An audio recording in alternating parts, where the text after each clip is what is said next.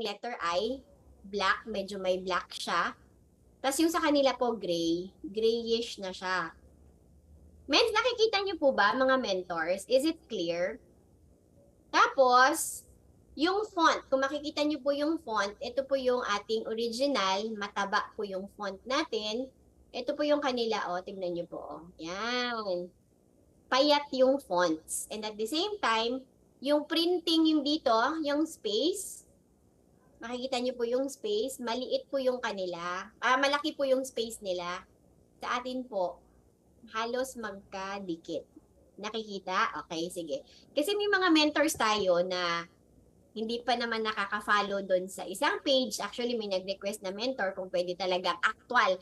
Nilagay ko po sana na yung mga pictures kasi parang review na lang sana. Kaya lang sabi ko, sige, tanungin ko. Pag meron na hindi pa talaga nakakita, ipapakita ko na lang in actual.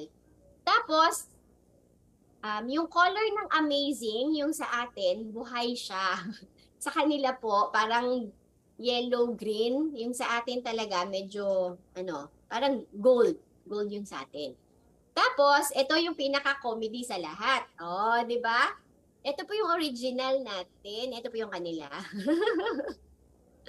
Di ba? So, yung original, wala tayong top. Napasobra lang po siguro yung printing. Tapos, dito, medyo maliit siya, pero makikita nyo, yung kanila po, walang lot numbers. Walang, mamaya ipapakita ko, there's another page para makita nyo lang yung difference. Gusto ko lang munang i-illustrate yung actual. I-demo pala. So, ito po, yung sa atin, may mga black na print na nakasulat kung kailan po yung expiration. Oh, sorry Ayan, clear na. Kasi may background ako. Ayan, yan. Okay, sige. So, ito po, So, kung makikita nyo, there's a black print dito ng mga lot number. Ito po, sa kanila, wala talaga. Okay? Tapos, so, papakita ko na lang yung laman. Siyempre, ito po, comedy palalo. Ito po yung laman. So, I'm sure nakita nyo na malamang yung mga mentors ninyo, mga mentors natin, nag-post na po sila na sobrang sama ng loob nung isang nakabukas kasi na-scam daw siya. Okay? So, ito po yung laman. Para po siyang seasoning. Yan. Ito po yung fake. Ito po yung fake. Ito po yung laman niya. Tapos, kahapon, nung nilive po namin siya, talagang binuksan namin, tapos gumanon kami. Matamis siya. So, based sa assessment namin ni Mentor Mitch, tsaka yung ang staff ko po sa IBC, yun po yung ginagamit na malamang pandan na ginagawang juice. Yung pag may nadaanan po tayo sa kalsada, yung mga pandan shake, melon shake, na powder flavoring, yun po yung laman nito. Sobrang tamis po niya. So, imbis na makatulong sana sa diabetic, yung barley, lalo po magiging diabetic kapag ito po yung nabili. Okay? Yan. So, 10 din yung laman. Pero ganito, pinangalanan na namin to. Ang tawag namin sa kanya ay barley seasoning. So, baka po magluto po kayo ng instant noodles. Try nyo po. Pero sobrang layo. Hindi po talaga siya barley. To begin with, matamis, sobrang matamis po siya. Okay? Tapos ito pa, power. Talagang gamitin ko yung word na power kasi alam niyo po, meron pa sila nitong seal na to. Ayan mo, alam, nakasulat, anti-counterfeiting. Oh, 'di ba? So para kunyari, seal of authenticity. Oh, may ganyan sila. Anti-counterfeit pa yung nakasulat dito. Para siyang may ganyan-ganyan. Napaka-talented. So,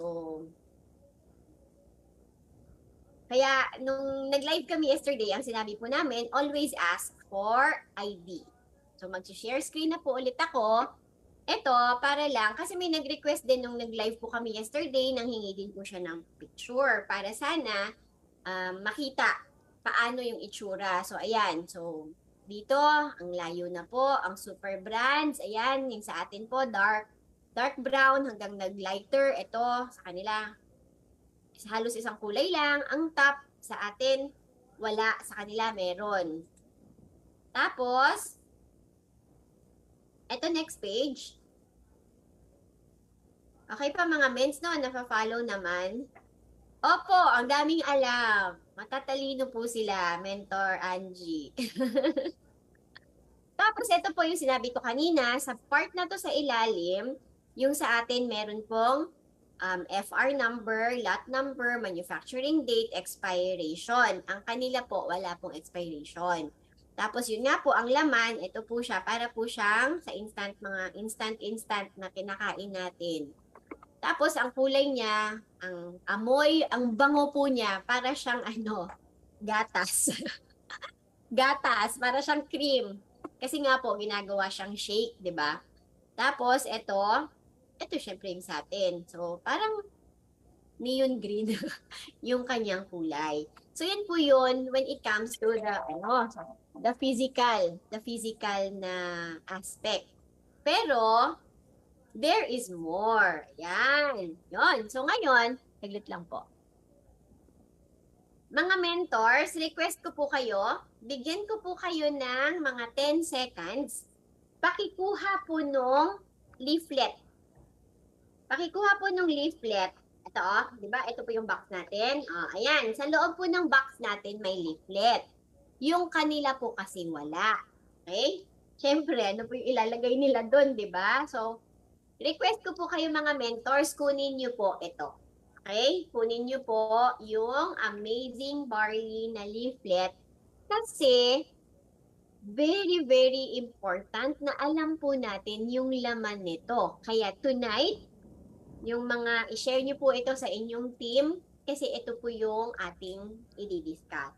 Dadaanan po to, although hindi masyadong detail, but in a way na may take away po kayo on what this leaflet is for. Sige nga po, yung honest.